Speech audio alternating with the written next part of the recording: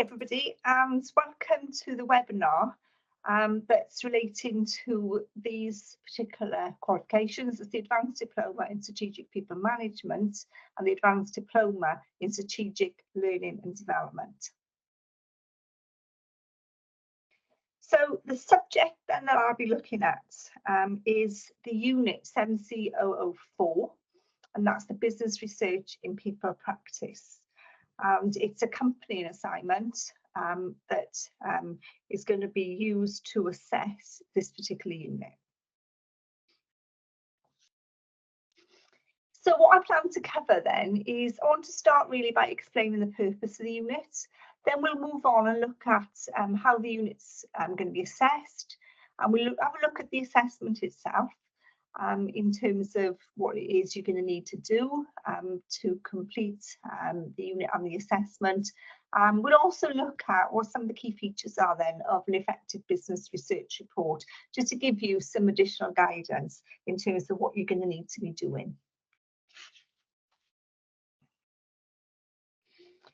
So the focus of this unit then is all about evidence-based practice, which the CIPD continue to promote because it's so important that we're applying this as people professionals, because we're constantly making decisions, we're looking to solve problems, many of which can be complex. And when you're looking to give gravitas to those solutions, to those decisions, it's important then that they're not based on what might be outdated viewpoints or outdated practices, not based on personal opinions because they could be biased. But what we must ensure then that our decisions and our solutions are based on what are reliable facts, and the consideration is being given to the business context in which you want to influence those business leaders and also create a more positive impact. So this concept of evidence-based practice is increasingly more important, and this is what we need to be applying when we're looking at this unit. And by completing this unit then, these are what you look to develop would be your ability to design and conduct integrated research. And I'll be looking a little bit more in terms of what we mean by that. We'll be looking at how to write a business-focused research report, and also your abilities to engage with reflective practice. And each of those we're going to be looking at as we work through the webinar. So how this unit is assessed then is by you need to write a 4,000-word research report in which you're going to be demonstrating competence in all of the 12 assessment criteria. Now, to achieve that, we need to start, or you will need to start, by identifying a people-focused issue which has got strategic relevance to a specific organisation. So you will need to base it within either the organisation you're working with or one that you're familiar with and you can have access to. So that's the first thing you need to do. Moving on, we need to look at what research has gone before us. What body of research is there that's been written by experts in their field that we can draw upon and synthesize to develop a literature review. Following on from that, you need to design and conduct your own original research and what we refer to as integrated research. So it needs to be aligned to the business issue. It needs to be aligned to the research aim, which we'll have a look at in a second. And the reason we're looking at you conducting your own research is that you can actually look also analysing and presenting those research findings, and you can contribute to the body of published research that's gone before you. From that, your findings, you should then be able to develop a set of recommendations which are then evidence-based, and they are to change something within your organisation or the research organisation, and to address the business issue based upon the research included within your research report. And finally, then you will need to reflect upon the research journey to help you identify kind of what you consider that you did well, but also identify areas for future personal development that you'd be able to build into your CPD. So having said this is what the things you need to do, it all culminates in you producing a research report, and that is the assessment. As I said, it's a 4,000-word report, and your tutors will obviously provide you with the input and all the guidance you need to be able to approach the assignment. However, when you actually come to structure what is this business report, the following headings are advisable so that you will need to consider including these as sections within your report. So just run through those quickly and then I'll move on and we can have a look at a little bit more in terms of kind of what you will be looking to include in each of these sections. So we've got an introduction to your report in terms of reference, and that helps to set the parameters of your study.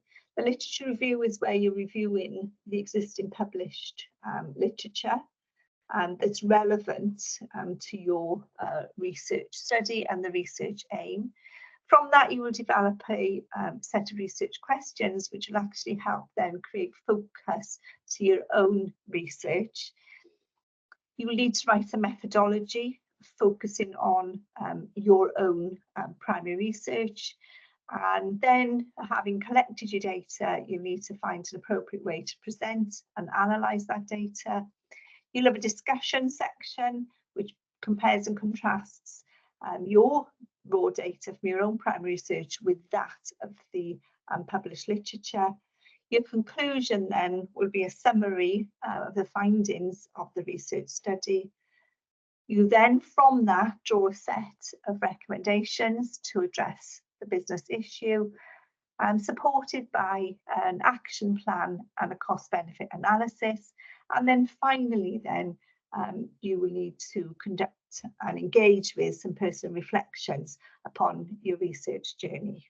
So as I said, what I'm going to be doing to give you a little bit more guidance is we look at each section in turn, which will hopefully give you some direction in terms of what you need to be thinking of to complement everything that you will then get from your own tutors. So then let's start by looking at the first section, which will be your introduction. So I'm just, as I said, going to give you a bit of an overview really in terms of what you could consider included in the introduction. So the introduction then should really provide some little bit of background to the research organisation, because that sets the scene or helps to set the scene. Just briefly mention your role within the organisation, and it might be that you don't work for the organisation, you're external to it, so it's useful to mention that within the introduction. And then include a brief explanation of the business problem that is being addressed, remembering that it does need to be people focused and have strategic relevance to the organisation. Now, there's many different people issues that you might choose to base your research upon. Some examples might be, or some key examples might be staff retention, or if there's a particular area of the business that is suffering from significant high turnover, you might look at how to develop some effective retention strategies to reduce staff turnover. You might be looking at developing an internal talent pipeline, for example, because attraction of talent is difficult. You might look at how to develop a more compelling reward strategy within the organisation, so it's more attractive to future recruits. Now, as I said, it's endless really in terms of what you might consider. So those are just some examples as to what the business problem might be. As a reference, purpose of that is to set the scope or the parameters of the research study. So it will start by you writing the research aim.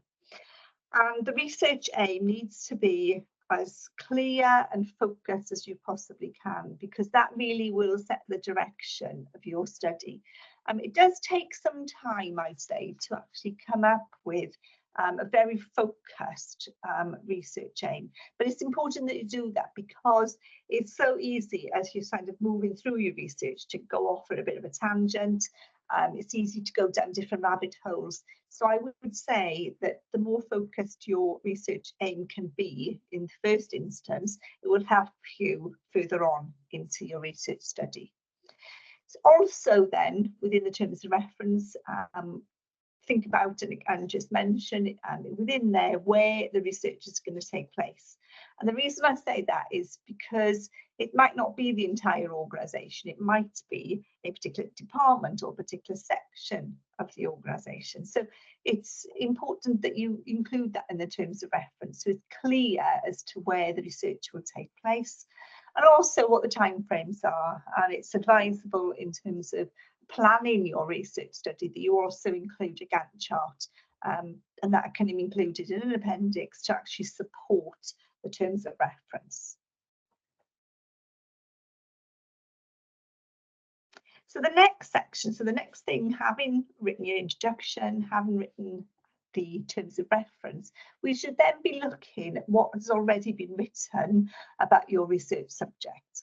So the purpose then of the literature review is to review and get an insight into what other authors and other academics, other researchers have actually written about your subject area. Now, what you will find when you start doing a literature review, you literally can go off in lots of different directions, because there's so much a wealth of published research out there. It's therefore important that when you write in your literature review, it really does need to be aligned to the research aim, because it's that literature that's going to inform your own research study, but also the recommendations that you complete at the end of the study itself. So you'll be looking at appropriate published research, so it's written by experts in their fields, so it's engaging with that, critically analysing that, and making sure then that you are actually developing and paraphrasing original arguments based upon what you've learned from the published literature, and making sure that it's relevant to and it's going to be useful to your study. Thinking about, is this going to inform my recommendations?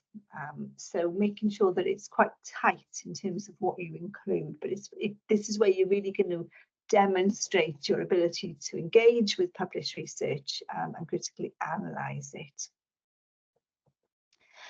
And then, having completed your literature review, you then need to develop some research questions. Now, these research questions are not the specific questions you can ask as part of your own research. They're not going to be the questions of the survey or maybe some interviews that you conduct.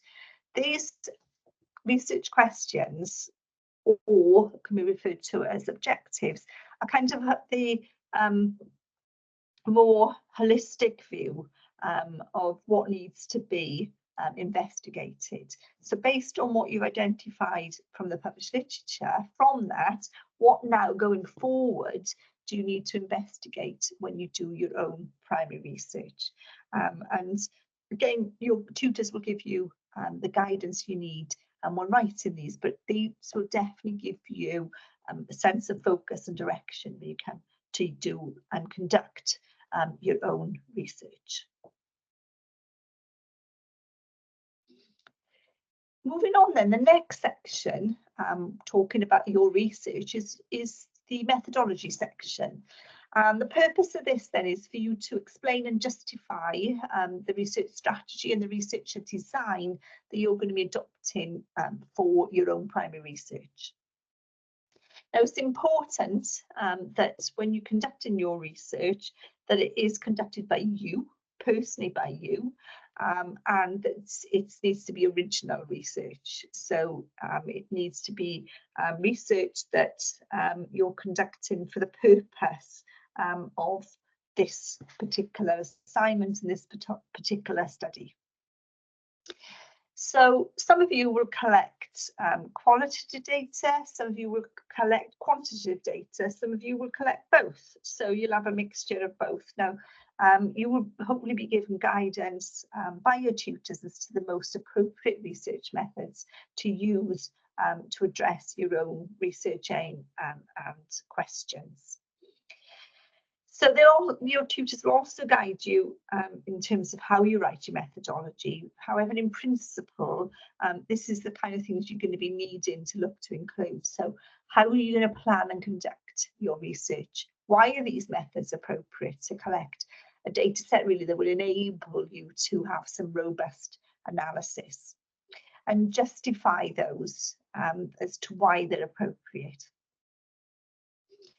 Thinking about the research population, so who could be included in the research, and then explaining the sample and how that sample is selected from that research population. Think about what limitations there might be associated with this research design. It might be the validity of the data collection method. It might be to do with the reliability of your findings, for example. But give some consideration for that and how you're actually going to address any potential limitations that there could be. And also you'll need to think about how your research will be ethical. So what are the key principles about conducting ethical research and how you're going to adhere to those.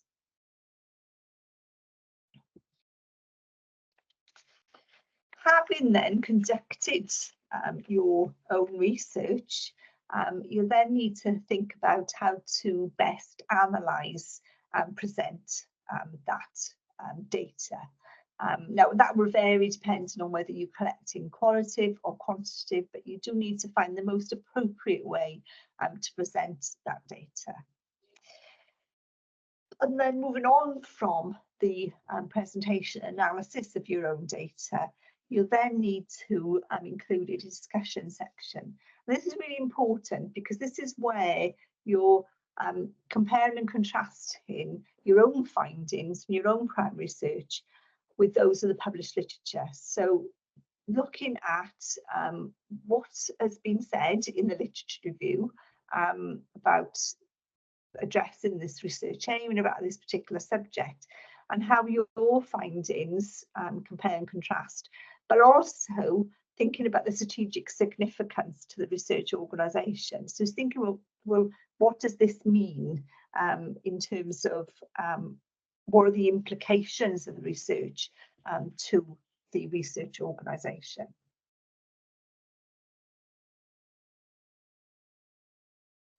The next section then will be the conclusion. The conclusion should be a summary of the research findings. So that will include a holistic summary of the secondary and the primary findings. And it's from this study that you will then be forming your recommendations. Remembering then that these recommendations need to be aligned to the research aim and therefore logically address the business issue. It's very important that when you're making recommendations that you ensure they're evidence-based, so that they are derived and drawn from the research findings. The recommendations also need to be supported by an action plan. So that's an operational document that is going to support the implementation of your recommendations. And also you need to produce a strategic cost benefit analysis. And both of those can be included within the appendix. So they're not included in the word count. But it's important to show you appreciate that both are needed and the difference between the both. So between the two. So the strategic cost benefit analysis has a different audience to the action plan, and it's there to help persuade any decision makers of your recommendations. So you do need to think about being persuasive within the cost-benefit analysis.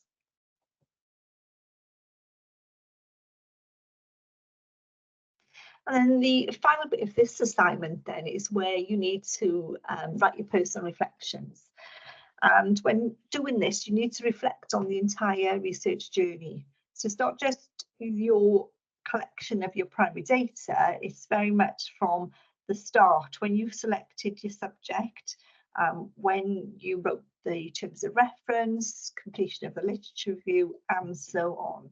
Okay, so throughout the research journey, you need to consider things like what you felt went well and not so well, what were the strengths, what were the weaknesses of that journey.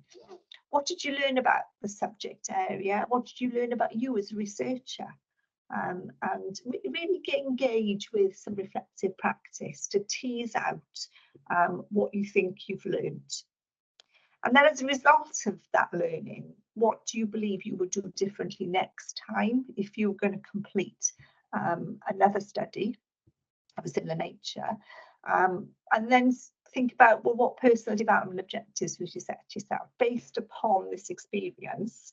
How do I move forward?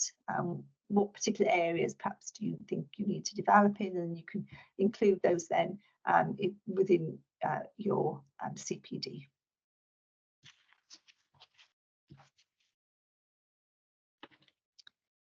So I just thought it would be useful to just take a look at the marking criteria. So having gone through the requirements of the assignment, I think it's always useful for you to keep referring, as you're completing the assignment, that you keep referring to the marking criteria and thinking about how your report is going to be assessed. So the generic grade descriptors are specific for this unit. And if you look on the left-hand column, you can see that they are actually mirroring the learning outcomes. So it's about the terms of reference and the literature review and the research questions, and then it goes talking about your research methods and the extent you're addressing ethical issues. It's looking at the quality of your data collection and analysis, how you present and interpreting that, and your ability to explain the findings, and that would be the discussion section. And then the last one is to which the extent to which conclusions, recommendations, and the action plan are business focused and credible, and the quality of your reflective analysis. So you can, I think it's quite useful that while you're completing your research and you're completing the research report, that you actually refer to this, because gives you a bit more guidance in terms of what you need to do to create an effective report.